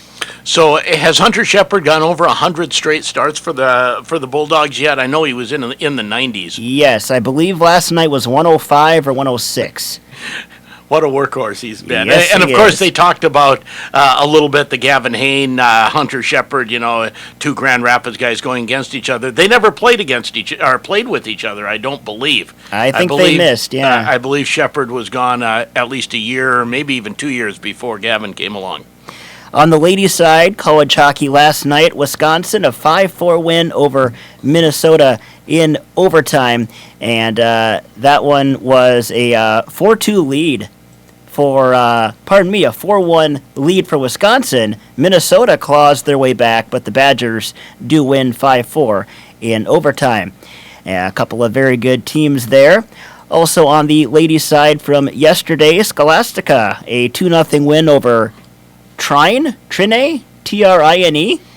No idea. Okay, we'll move along. St. Catherine, 3-2 over Olaf. Gustavus, 1-0 over St. Thomas. UMD and St. Cloud State tie 2-2. Bemidji State and Minnesota State tie 1-1. Some ladies' scores from last night. As we move right along here, Minnesota Timberwolves in action last night, trying to snap a long losing streak at 7, but that would not be the case as Houston gets a 131-124 win over the Timberwolves. So let's get some highlights here. First quarter action, Minnesota going up by 6. 8-4, Wolves doubling up the Rockets. Westbrook, quick drive, another block by Towns. That might be his third here in the opening 6 minutes. Napier across the lane, Covington driving, layup is good. Timberwolves playing with pace and purpose, life and energy. Everything they lacked the other night in Chicago. Pace and purpose and life and energy. Sounds like Alan Horton is auditioning to be the next Tony Robbins. I liked it. Houston, a 36-26 lead after the first. We go to the second quarter, and Minnesota cutting the Houston lead to 2. McLaughlin up in the front court, lowers the shoulder, drives in, out to KBD, pump fakes a 3. Gordon goes flying by, here's Towns to the rim, layup good. And Mike D'Antoni wants a timeout. Timberwolves have climbed to within 4 here. It's a 6-0 run. Or 4, either way. Minnesota down 63-60 at the half. We go to the third quarter, and Minnesota on an 11-0 run. Now inside to Towns, who spins on Capella. Layup is good. Nicely done. Karl Anthony Towns puts the Timberwolves up by 6. 73-67. They've got momentum. They're on an 11-0 run over the last 2 minutes and 17 seconds. Houston, a 94-84 lead after 3. We go to the fourth. Russell Westbrook and company doing their thing for Houston. Crowd comes alive as Russell Westbrook brings it across the timeline off the Capella screen. Okogie fights over the top of that. Russ all the way to the rim, lays it in for 2 over the outstretched arm of Rob Covington. 41 for Russell Westbrook. He would finish with 45, a season high for Westbrook, and then the Rockets putting it away late in the fourth. High screen by Capella down the lane out to Gordon. Double clutched on the throw. He hit it. Are you kidding me? He had Andrew Wiggins all over him. Eric Gordon double clutched and just kind of hoisted it up there to the rim, just trying to hit iron, and he hit the shot. That is incredible. 120-112. The Rockets lead by 8 with 3:17 left. Unbelievable. And they would win by 7, 131-124. So there you go. Houston over the Wolves last night, despite 30 points from Karl Anthony Towns. In that game, Wiggins with 28, Covington with 10, but again, 45 for Westbrook for Houston. Just enough to lose, time Just after enough to time, lose. yeah. Losing streak, I believe, at 8 now for the Wolves. Doesn't get any easier tonight. They take on a very good Oklahoma City team at Target Center. We'll have it for you here on your home for Wolves basketball. Pre-game at 6:30 and opening tip at 7. Just for kick, Sheldon, my favorite highlight call of the week came from Mike Grimm on Learfield IMG College. Gophers 59-59 as they were tied with Ohio State on Thursday night, and the Gophers, a last-second shot. 10 seconds. They have a timeout if they need it. Now 8. Here's Carr getting a screen from Kelcher. 3 in the air to lead. Yes! Yes! He got it with 3.3. Minnesota by 3. And they would win by 3, 62-59. The Gophers over Ohio State in men's basketball on Thursday night. Gophers will take on Michigan State in a Big Ten matchup tomorrow. You can hear that game here on KOZY, pregame at 1:30, opening tip at 2. So, again, nice win by the Gophers, their second win over the Buckeyes here this season. And the Gophers' upset of the Buckeyes earlier in the year really kind of set the Buckeyes into a bit of a tailspin. So, Gophers, way to go. And, Sheldon, if you're still with us, I did want to get your thoughts on the Virginia and Evlith Gilbert merger, their new team name, their mascot. They did not go with what I suggested, the Vegematics, but the Rock Ridge Wolverines are okay. And they did not go with my suggestion either of the Blue Deviled EGs either. So yeah, well, they did, however, go with the Rock Ridge Wolverines.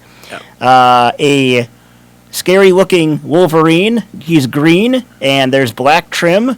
So kind of a green and black combo here with Rock Ridge on the top. And any blue in the logo from the old Blue Devil logo that you saw? I don't see any. I see no gold from Evlith either. Okay. So kind of a complete new thing here between Evelyn and Virginia, as later in the future they will be merged and they will be the Rock Ridge Wolverines. Has a nice ring to it. Well, I don't mind that, and we have Grand Rapids basketball ready to go for the next segment. But Coach Elhard, that combined team is it expected that they'll end up in 3A?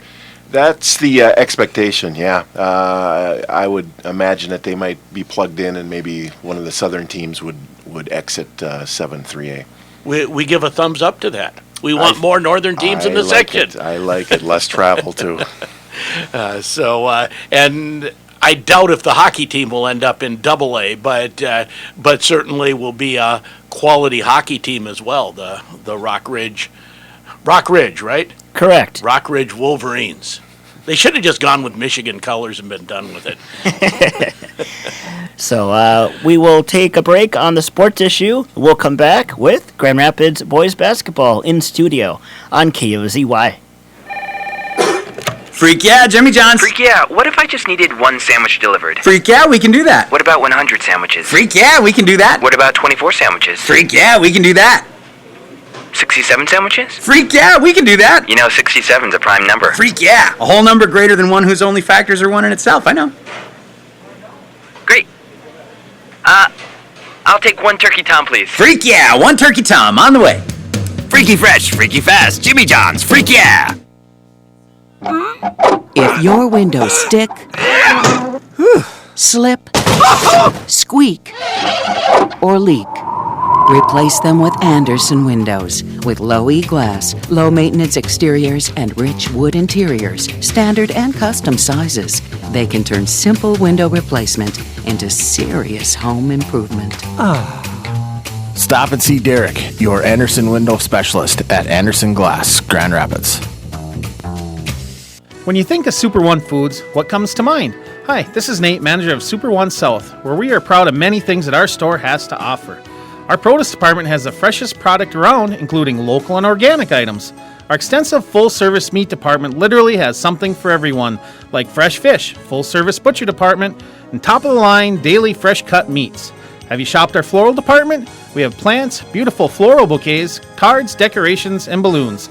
Super One Foods, proud to be a part of your community. Hi, this is Denny Holzman, Doctor of Physical Therapy at Grand Itasca. As a member of the Grand Itasca Sports Medicine team, I'm happy to help expand our coverage to my hometown of Hill City. Now providing training room time and sideline coverage, we're able to support more local athletes, ensuring safe play and prompt injury care. The Grand Itasca Sports Medicine team is your first call for sports injury care. We'll get you back to the game as soon and safely as possible. Grand Itasca, part of Fairview Health Services. I'm Andy Klocko. And I'm Tasha Klocko. And we own and operate Klocko Brewing Company. And at the brewery we have a tap room where people can come in and buy beer to go or sit down and have a pint. We also have craft soda and tea for non-beer drinkers as well. We work with Wayne Bruns. He's our commercial loan officer. More like family now, and yeah, our biggest supporter in personal banking. Yeah, we have our personal banking, Kasasa, and the Saver account. Oh, love it. Yeah. We're like family, and definitely a great partner to have. All the folks up front have always been extremely helpful. Melissa and Tyler especially. See them on a weekly basis. Yes, right. Woodland to us came very highly recommended from multiple people in the community. Kind of hit it off with everyone right away, and sort of felt like the right thing. Member FDIC, Equal Housing Lender. That's the Woodland Way. Classic Radio weather. Here's your KOZY weatherology forecast. High of 28 this afternoon under cloudy skies, northwesterly winds around 5 miles per hour. Cloudy skies again tonight, lows level off around 16. Cloudy skies expected tomorrow, daytime highs approaching 28. Temperatures a bit above average Monday and Tuesday, with highs from the mid-20s to the upper 20s. Chance for snow Tuesday. From the Weatherology Weather Center, I'm meteorologist Jennifer Wojcicki. Currently, it's 24.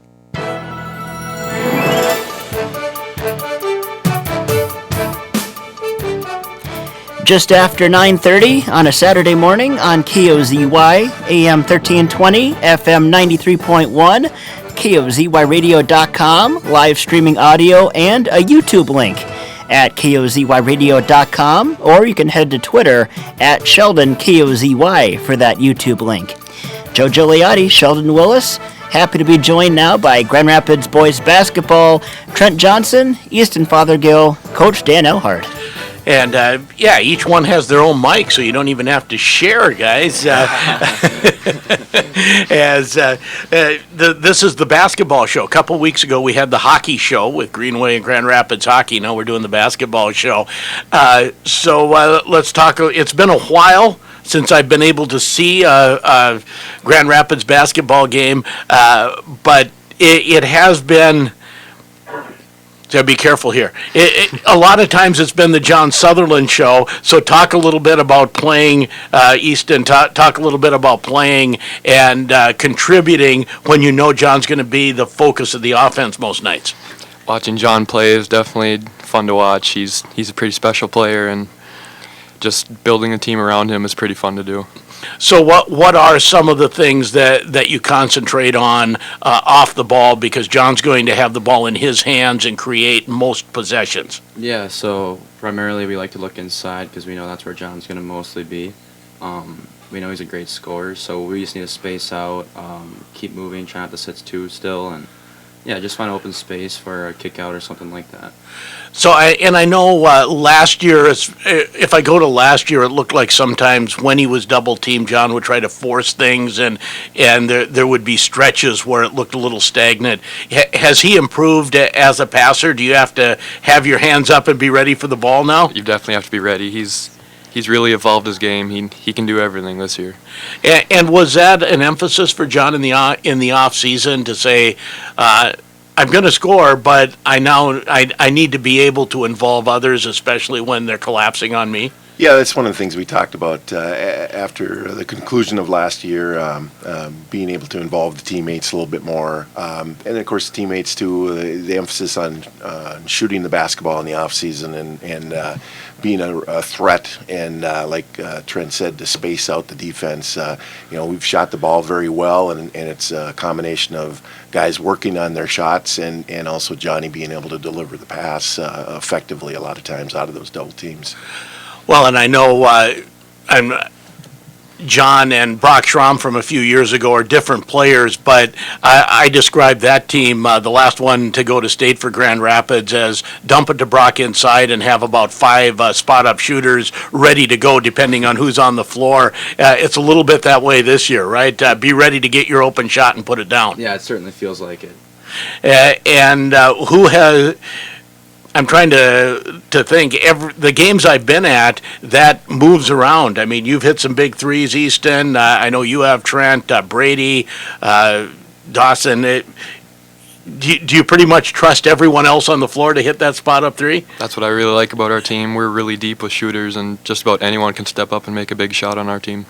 Does that really put pressure on the opposing team's defense? Because you can't say, well, this person isn't going to shoot, so we're going to leave him alone. Oh, exactly. I think a lot of people have said to me that, why don't teams go to a box and one or something, or why don't they just double them all the time? And it's because our guys can shoot the ball well that they can't do that. And so he sees more single coverage than you would probably expect because we've got guys that are dangerous from the perimeter. So I know. I looked at the record now for 11-7. Is that right? Did I hit it? And right now QRF has you sitting second, which is, and whether you and Hibbing 2-3 in the section, but it looks like a really even section. What have you seen as you played section games, Trent? Well, I know that they're super fun to play and energizing for sure. We haven't been able to get the last couple, which is something that we'll need to improve on. But we've learned a lot from the last two, I know. So come time for the tournament and stuff like that, bigger games down the stretch, we'll be more ready and prepared. It's the games against Hibbing. It's kind of odd because they were missing their center, and now you were missing John this last week. So you don't really get a read on each other, right? It's like it's going to be a new game come playoffs if you meet. Yeah, they're a fun team to play. They're very competitive, and as we are, and they're just a really fun team to compete with. I will address this subject carefully. I was at the Hibbing game in Hibbing. A lot of fouls called, a lot of trying to draw fouls. Is that a good way to put it? Right. Talk a little bit about that aspect of drama, basketball. I think, dramatic interpretations. Yes, some people were going for Oscars. Yes, yes. And we saw 3 flops and 1 trip down the floor. I don't think I've ever seen that before.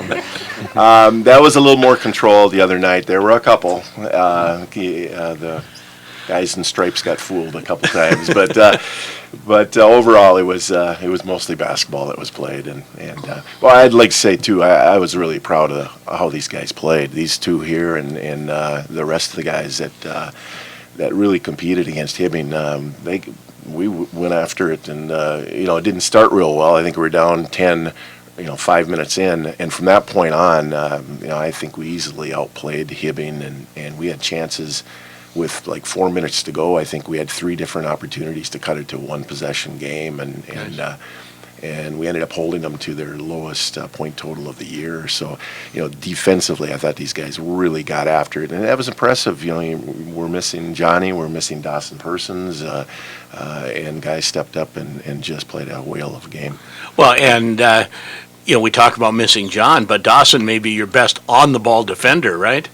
Yeah, he's certainly one of them, and captains. They're both our captains too. So, we just stepped up and next man up, and just real proud of what they did. Well, when there is drama in a game, when people are trying to draw fouls, can that get in your head as the opposing team? Is it easy to get sucked into that drama? I notice it, but I think the hardest part is just try not to get caught in a bad scenario where you might be the one called for a foul on a flop or something like that. So it doesn't really do much to me anyway, but I could be a little off the grid there.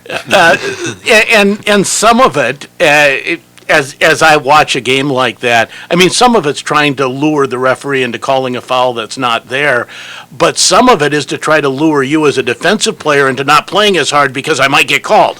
I know that got in my head the first time we played Hibbing. I got 2 fouls called on screens, and that was really in my head, but it wasn't as bad the second time. So how do you coach the team? What do you say to play through that? You have to still play your defensive game. You can't alter it. Right. No, you can't. You just got to play hard, and you obviously you got to be careful. If you bump a certain player too much, he's going to go flying. But you want to go around screens anyway, aggressively, and not through them. And so that's you can't let it get in your head.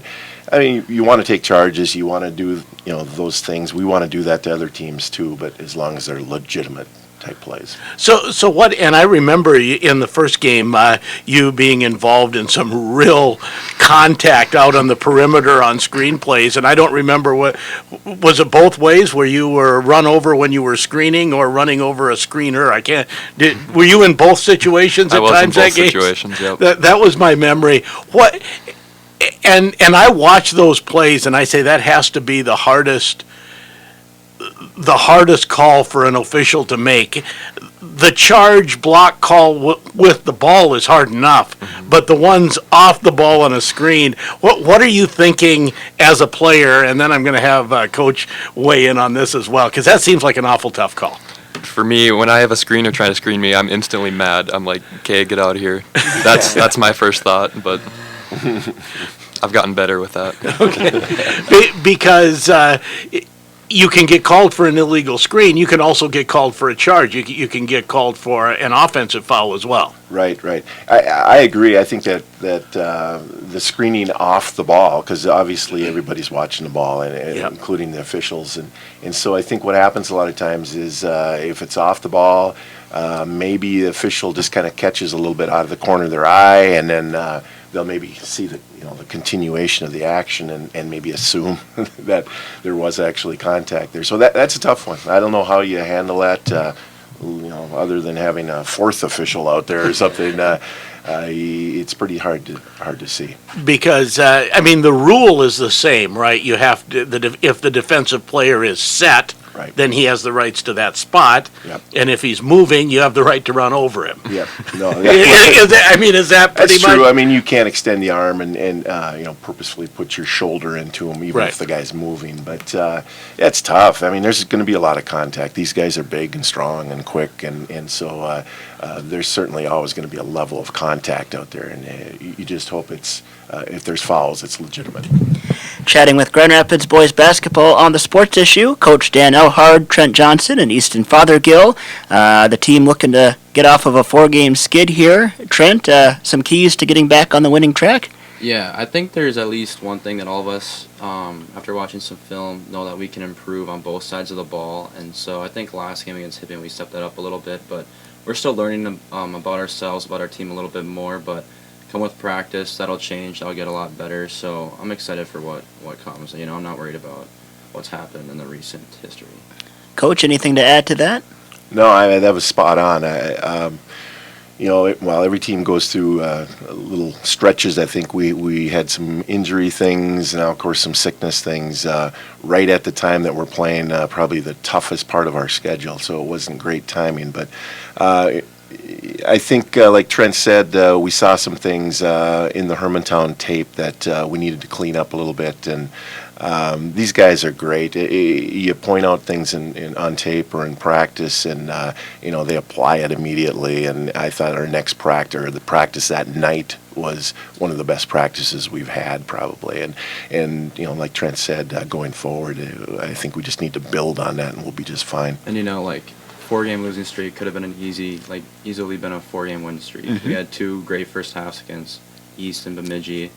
Hermantown lost by 2. That's just a possession or 2 difference that we could have changed. And then Hibbing last night, I know we weren't at full strength, but we certainly had our chances to come out on top. So. And being in the heart of cold and flu season here, what does the team do to stay as healthy as possible? Well, you got to take care of yourself as much as you can and stay away from sick people. And we took some time off here. We took a couple practices off here too. And just this time of the year, I think rest is probably as important as practice. And hoping that we can kind of come back rejuvenated next week. So, is there an emphasis on if you're sick, stay home, don't spread this around the team? Definitely. So. No one fakes sickness, though. Oh, no. We all love playing, so. And I think every time I've asked a coach this, they said, this is the most coachable team I've ever had type of thing. But this, just as I talk and watch this team, this feels like a coachable group. Oh, fantastic. Yeah, I think everybody, just loves each other and plays for each other and cheers for each other. It's just cool. You can just sense that on the bench. Everybody's just legitimately, hoping for the best for each player on the court, and it just makes it real easy to coach these guys if you know that they're all, pulling for the same thing. Now, Trent, with that, there's always competition for playing time because minutes aren't unlimited. Do you guys go at it pretty hard in practice, trying to establish some of that? Yeah, I'd say the main stage to do that is on defense, of course, to kind of show your effort for the most part. But yeah, just staying focused in practice and just running around really hard is, I think, are the 2 main ways to find yourself more minutes. Is the hardest defense you go against the one you face in practice, Easton, or is there another team that you say, boy, they had some defense? I'd say it's definitely in practice is the toughest defense we do. And is that where you can earn some playing time if you shine in practice on defense? Yep. Well, you always want, I know that I would tease you sometimes to say you always want games in the 40s. But you, and I don't know that that's completely true, but you want every one of your teams to hang their hat on defense. Well, that's true. We always say we want to do the things that maybe other teams aren't willing to do, and usually that's on the defensive end. And so, I feel like, there's a lot of teams that can really score the ball in our section, teams that are, up in the upper 70s, low 80s for points per game. And so, if we can, have as our goal to keep them in the 60s, I think we're going to have a great chance to knock off anybody. And so we've got to establish those habits and effort levels in practice, and, for the most part, we've done that. What's the toughest drill, the toughest defensive drill you do? Oh, boy. I really wouldn't say a drill, but I would just say having to bring, like, an aggressive defensive mentality, like, minute in, minute out, whether you're in, a little drill, kind of, lackadaisical, or just going hard against JV and, practice for a scrimmage or something like that. So just having to bring that mentality and aggressiveness all the time. Is there a specific drill that you say, oh, no, not this again? I agree with Trent. Just bringing it every day is the toughest thing, and yeah. What are some, and I keep on, what are some practice things that you try to do to up that defensive intensity, or is it just during practice saying, hey, we have to be here? Well, I think we try to, like these guys said, try to keep that level up the whole practice, try to bring the intensity. As coaches, we need to bring that intensity. We can't just relax at any point. And so whatever drill we're in is the most important drill of the day. And so we try to get guys to buy into that. We do a lot of competitive stuff too, keep track of scores. And if we go against the JV, we always call them challenge games because we put something extra on there. JV can score if they get the ball into the paint, or if they get an offensive rebound, or we set up things like that, so it gives it an extra challenge for us. It's not just points that we're judging it by, and that gets pretty challenging at times and pretty intense as you're making sure that nobody touches the paint from the JV. That can get pretty physical and aggressive. So when you give them the handicap, has the JV ever beat you? I'm sure they have. I mean, it doesn't stick in my head right away, but they definitely have. You blocked it. Yeah. It's one of those memories. Man, yeah, they definitely have, but I think we've had our fair share of victories. So the goal is to make it so you have to work for it, is what I'm hearing, Easton. JV does a good job of that. They're very competitive in practice, and they really work us. I'd say the goal is to work even more than you really need to, which helps us kind of get in a state of mind where, when we go into a game, getting a little tired, we're playing at an even higher level. So as I glanced at the QRF now, and I know, the boys basketball season is the one that goes the latest, so we're just barely over halfway. There's a lot of season left to go. But is this as tight a 1 through 4 group as you've seen in the section? It's just like no one's established up there. No, yeah, we've all knocked each other off. Hibbing beat Princeton, we beat Hibbing. I don't think Hermantown has played Princeton or Hibbing yet, so those will be some kind of big games coming up. But from what I've seen and just talking to the other coaches, it's kind of a toss-up right now, and it's whoever gets hot at the end, I think, is going to have a great chance. Is it tougher because you've played both of your games against Hibbing? You've seen Princeton. You have one more game against Hermantown? Yes. But a lot of those big section games against the top 4 are already in your rearview mirror, Trent. Right. Yeah. It's kind of watching like the college football playoff, for example. It's like we don't control our own destiny exactly, but we get in the same tournament. We feel like we can beat anybody in there. So we don't care for the 1 seed or the 8 seed. We feel like we can do what we can do. Well, I'm guessing if you're the 8th seed, that would mean a very long losing streak. You wouldn't be real happy with that, Easton. No, definitely not. But is it true that you look at 1 through 4 and it may mean that your quarterfinal game is a bit tougher, but semifinals on, it's not going to make any difference? Is that what you see? Yeah. Every team in a section we feel like we can beat. And with that, every team in the section maybe can pull an upset. So it kind of cuts both ways, Coach. I agree. I think North Branch is. I think they played a 7-point game with Princeton here recently, and Chisago Lakes is just. You never know what you're going to get there. Some of their games are in the 40s, and then they've gone over 100 points. So it's like any given night, and they've got some pretty good talent there too. So. And then Denfeld, you can't sleep on them either. They've got two of the best players in the section, and so and they've got a very experienced coach that you think is going to have them molded into a team by playoffs. They pulled off an upset last year in the section tournament. So, yeah, you just can't sleep on anybody. Well, and since going to state, the last couple years, the playoffs haven't been real kind to Grand Rapids. Is there a mindset pointing to the playoffs and say, we really want to run this year? Oh, yeah, absolutely. I know the last couple of years we've gone against Cloquet over there and lost out. So, I mean, if we see them again, I think we're going to be pretty ticked. We'll be ready to go for sure if that's the case. But, yeah, we're definitely looking to prove something this year. Well, and was it last year that it was a fairly big lead early against Cloquet, and then it just kept melting away, and it was like trying to hold an ice cube. You just couldn't keep it there. Yeah, I don't know what happened that game. We just couldn't hold it together. I don't know what happened. That's enough talk about last year. Okay, I'm sorry about that. But I would say the last couple years, you would see stretches where you say, hey, this team could go to state, and then it just seemed like it wouldn't sustain for a full game. Is that an emphasis this year to be able to play full games? Oh, definitely. It was inconsistent effort too in practice the last couple of years, and so this year has just been totally different. Totally different. The effort level is there. Guys buy into competing each night and trying to get better. So I feel good about where we're at and where we're headed. Next up, Virginia on Tuesday. Yes. What do you expect from the Blue Devils? Well, they're a high-scoring team too, and they have a great record. They have 15-2 or whatever it is, 14-2, and one of the best scorers in the North Country. So, yeah, we're gonna have our work cut out for us there, and they've got great size as well. So, it's going to be a challenge, and of course that's just got to be our main focus here in the next couple days. Sheldon, anything else for the guys? And that what we haven't talked about, I think Greenway on Thursday, is it? On Thursday.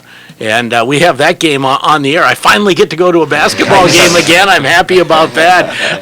I know you handled Greenway fairly easily last year, but you talk about another top player in northern Minnesota going up against Dillon. Does that motivate, or is there any I guess, Greenway rivalry on the basketball side? I know it's not as big as in hockey, but there's definitely a rivalry. That'll be a very competitive game. We got to make sure we don't sleep on them at all. We got to be ready to go because they can easily upset us. So, do you think John and Dillon kind of get pumped up going against each other too? Oh, I'm sure they do. Yeah, all these guys know each other. I think from the Y and just playing in the off season and whatnot. So.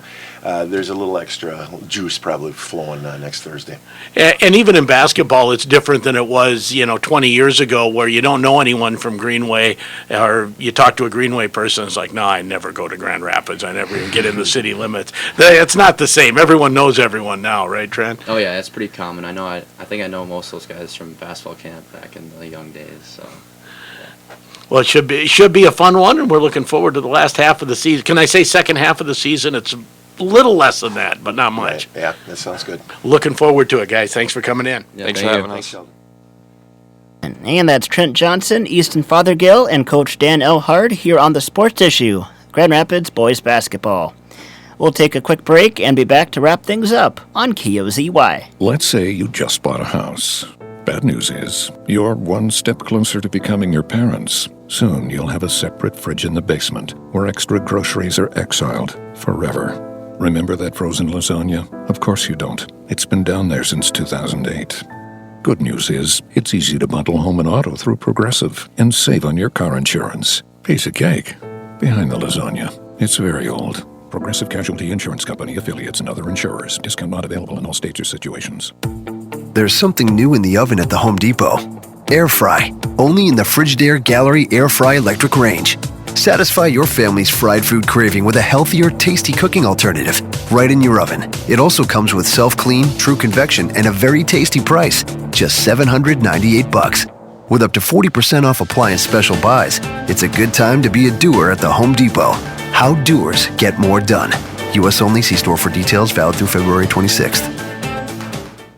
And welcome back as we wrap things up here on the Sports Issue on KOZY. Big thanks to our guests today, Nashwauk-Keewatin boys basketball and Grand Rapids boys basketball as well. Coming up this weekend, today in fact, Grand Rapids hockey hosting Hill Murray. Pregame at 2:30, opening face-off at 3 o'clock or thereabouts. You can catch the game on J105 The Thunder, J105radio.com, and we'll have a live YouTube link up shortly before the game as well. And elsewhere, we have Timberwolves basketball coming up tonight against Oklahoma City. Pregame at 6:30 and tip at 7. Tomorrow, it is Golden Gopher men's basketball taking on Michigan State. Pregame at 1:30, tip at 2. Gophers looking to continue their momentum from their win over Ohio State on Thursday night. Anything else, Sheldon? No, looking forward to a good hockey game this afternoon. And again, we want to give a shout out to the Grand Rapids hockey community. Filled the rink last night. What a nice showing. Yes, very, very well done in memory of Marshall Bader. And thanks so much for joining us here today. And I just really enjoy doing this program every Saturday morning. And a game like last night with Deer River and Northland kind of reminds us how much fun high school sports can be in our area, with the tale of two halves in that one, and just a great time of year with hockey, basketball, wrestling, skiing going on. So it's a fun time of year. By the way, I was going to ask you, as we wrap things up, did you end up going snowshoeing last weekend? No, it was a little warm. We ended up doing a little bit of hiking by the lake, but I had the snowshoes along and didn't put them on. We're going to have to get that done yet. How are your snowshoeing skills? They're all right. They're all right. It's snowshoeing is not that hard. It's just a lot of work. Yes, I don't know that I've gone snowshoeing before, actually. So, any tips? Get poles to help you keep your balance. Thank you. That is a good tip there. So, we will do this again next Saturday morning from 8 to 10, and I'm thinking maybe Lightning hockey as they're getting set for playoffs here very soon, and we'll see who else we have on the guest list as we get closer to next weekend. Sheldon, have fun calling hockey today, and enjoy the rest of your weekend. Thank you, and you likewise. And this has been the Sports Issue on KOZY. Big thank you to our sponsors, Grand Itasca Clinic and Hospital, Jimmy John's, Anderson Glass, and Northern Star Cenex A&W of Deer River. The Sports Issue is also brought to you by Dondelinger Ford, McDonald's, Woodland Bank, and Super One Foods. For Sheldon Willis, I'm Joe Gigliotti. Thanks so much for joining us, and have a great weekend. 1320 93.1 KOZY, KOZYradio.com.